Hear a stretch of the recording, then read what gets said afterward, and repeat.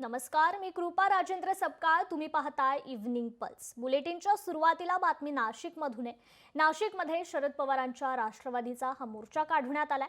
शेतकऱ्यांच्या कर्जमाफीसह अन्य मागण्यांसाठी हा मोर्चा होता. शरद पवार, सुप्रिया सुळे या मोर्चात सहभागी झाले. जयंत पाटील, रोहित पवार, जितेंद्र आव्हाड देखील या मोर्चात सहभागी झाल्याचं पाहायला मिळतंय. कर्जामुळे अनेक शेतकऱ्यांचे संसार उद्ध्वस्त झाल्याचं वक्तव्य शरद पवारांनी केलंय. सरकारला दिलेली आश्वासनं पाळण्यात सरकार अपयशी झालं.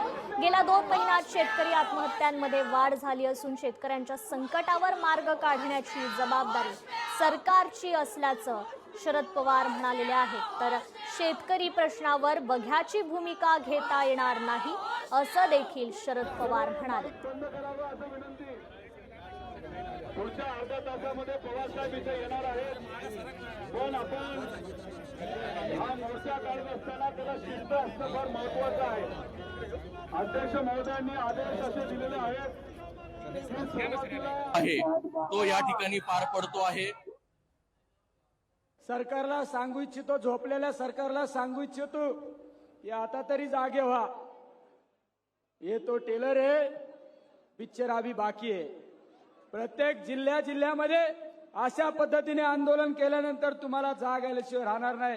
त्यामुळे कर्जमाफी असू, कांद्याचा भाव असू, दुधाचे भाव असू, शेतकऱ्यांना त्या ठिकाणी जो शेतकरी माझा अन्नदाता शेतकरी आहे, त्या अन्नदात्या शेतकऱ्याला आज उपासमारीची वेळ आलेली आहे. तरी मी आपल्याद्वारे या गाढ झोपलेल्या सरकारला सांगू इच्छितो, आता जागे व्हा. आमचा 7-12 कोरा करा. आमच्या शेतीमालाला हमी भाव द्या. महाराष्ट्राच्या तमाम शेतकऱ्यांना आवाहन करते की आज नंतर आपण विनम्रपणे आपापल्या जिल्ह्यात जा. तुमच्या कलेक्टरला भेटा. कलेक्टरला विनम्र विनंती करा की तुम्ही माननीय मुख्यमंत्र्यांना सांगा की तुम्ही शब्द दिला होता की सरसकट कर्ज माफी करू, ओला दुष्काळ जाहीर करा, सरसकट कर्ज माफी करा.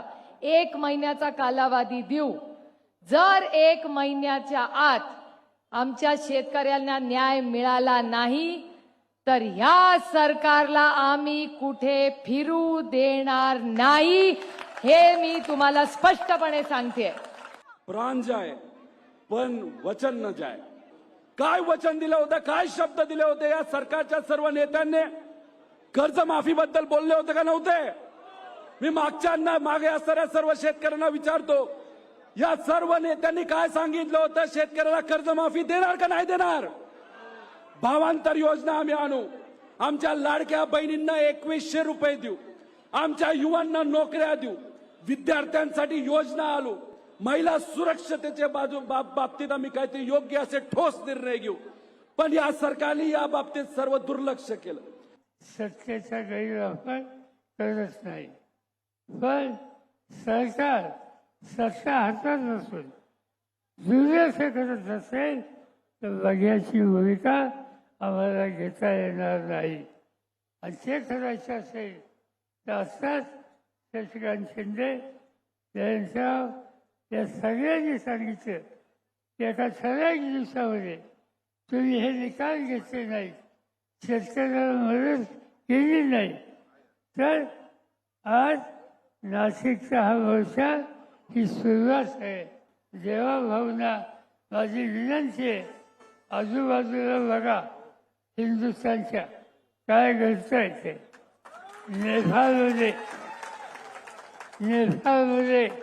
गेल्या 8 दिवसात काय घडलं? राज्यकर्ते गेले, एक भगिनी आली, तिच्या हातात राज्य दिलं गेलं. आणखीन काय झालं मी त्याच्या खोलात जाऊ इच्छित नाही.